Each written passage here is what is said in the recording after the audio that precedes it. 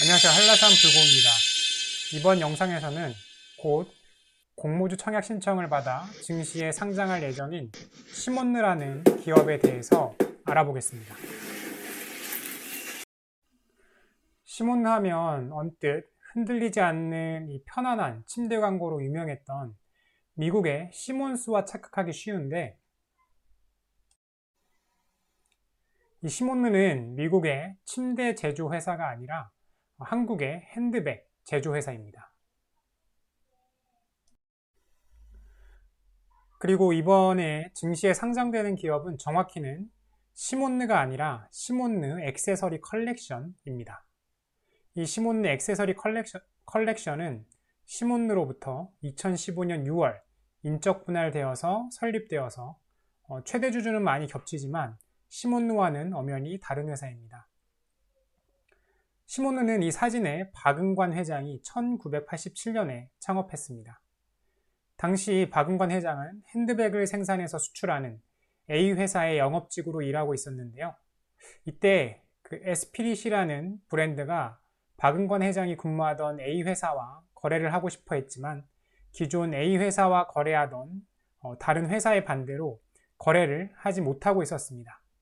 이때 에스피릿의 사장이 박응관 회장에게 당신이 독립을 해서 사업을 시작하면 당신과 거래를 하겠다는 제안을 받고 창업을 했다고 합니다.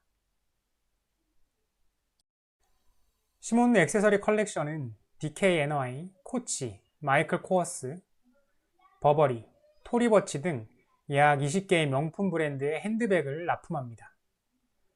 DKNY와는 거래한 지가 30년이 넘었고, 코치, 마크 제이콥스, 마이클 코어스와는 20년 가까이 거래를 해왔습니다.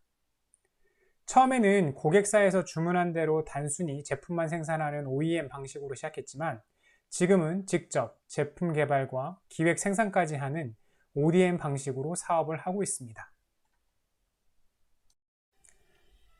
즉, 시몬느 액세서리 컬렉션에서 직접 제품 개발을 하고 기획을 해서 이 명품 브랜드에 이러이러한 핸드백 한번 만들어 보지 않을래 하고 먼저 제안을 하는 것이죠.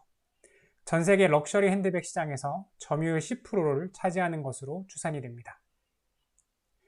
가격 경쟁력은 당연히 중국 업체들보다 떨어지지만 품질이 뛰어나서 이 명품 브랜드들이 시몬느와 계속 거래를 할 수밖에 없다고 하고요.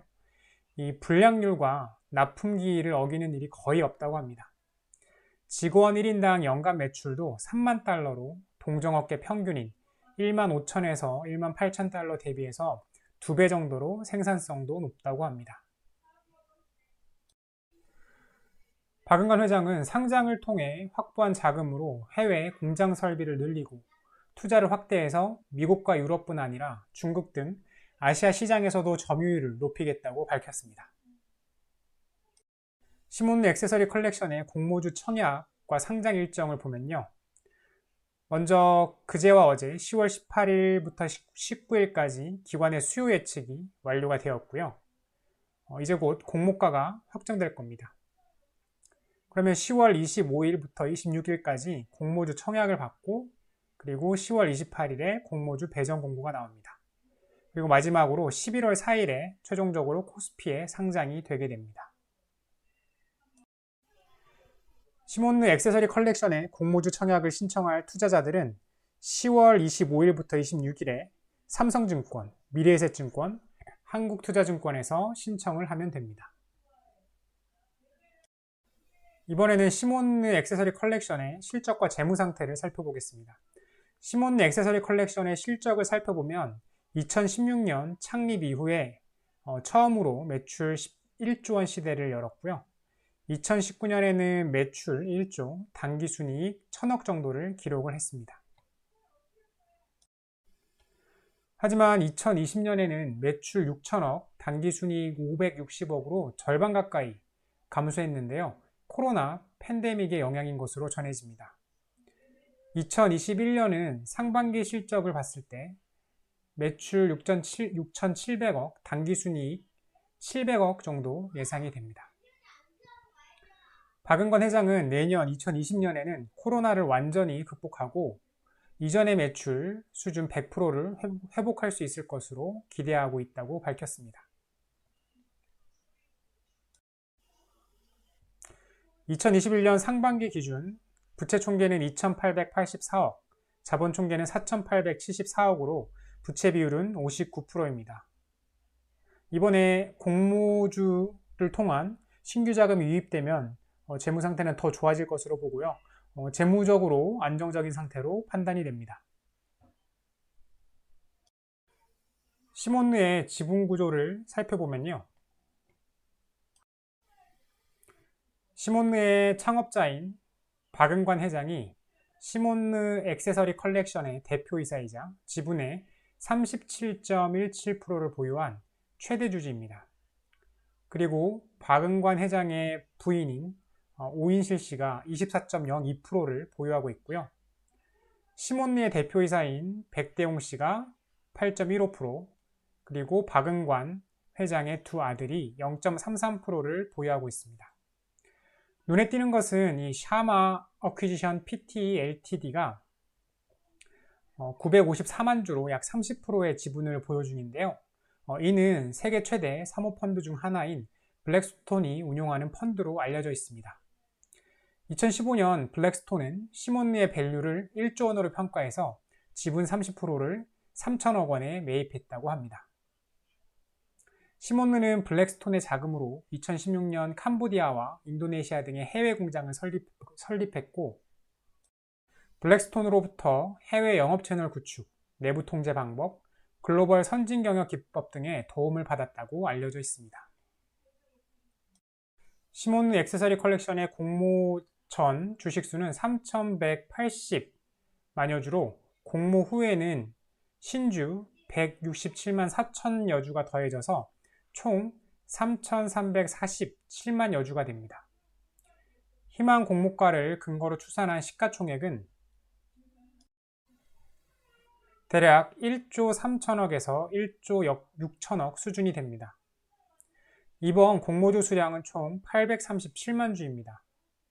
이 중에 구주 매출이 669만 5천 주로 전체 공모주의 80%이고 나머지 20%인 167만 5천 주가 신주 모집 대상입니다. 희망 공모가 39,200원에서 47,900원으로 이번 공모를 통해서 약 656억에서 802억 정도의 신규 자금을 조달하게 됩니다. 구주 매출 669만 5천 주는 모두 샤마 에퀴지션 PT LTD, 즉 블랙스톤의 펀드의 지분으로 추정이 됩니다. 즉 이번 공모주 청약과 상장을 통해서 블랙스톤이 엑시트 수순을 밟고 있는 것으로 추정이 됩니다. 희망 공모가를 기준으로 했을 때 이 블랙스톤은 2,624억에서 3,206억의 수익을 내게 될 것으로 추산합니다. 그럼 2015년에 3천억을 투자했는데 이번에 이 정도 수익을 낸다고 하면은 결과적으로 이익 못 보고 엑시트하는 거 아니야? 라고 생각할 수 있지만 사실 블랙스톤은 2015년 투자 후에 작년까지 약 1,000억 원 가량의 배당금을 수령한 것으로 추정이 되어서 블랙스톤은 3천억을 투자해서 약 600억에서 1,200억 정도의 이익을 얻어가게 되는 것입니다. 이번에는 제 개인적인 판단입니다. 이 시몬느 액세서리 컬렉션의 사업 모델은 코로나 팬데믹 이전까지는 매출 1조, 순이익 1,000억 원 정도의 실적을 안정적으로 유지할 수 있는 것으로 평가를 받았습니다.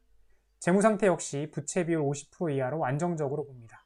그리고 최대 주주 및 경영자 리스크를 걱정할 만한 기사는 아직까지 보도된 적은 없습니다. 상장 후 대주주들의 지분은 약 3개월부터 1년까지 매도 제한으로 묶이게 됩니다.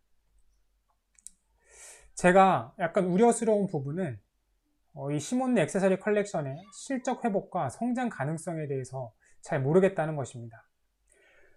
지금 사회가 회사도 그렇고 개인도 그렇고 양극화가 심해져 가고 있는데 이 명품 시장도 앞으로 양극화가 심해질 것이라고 예상을 합니다.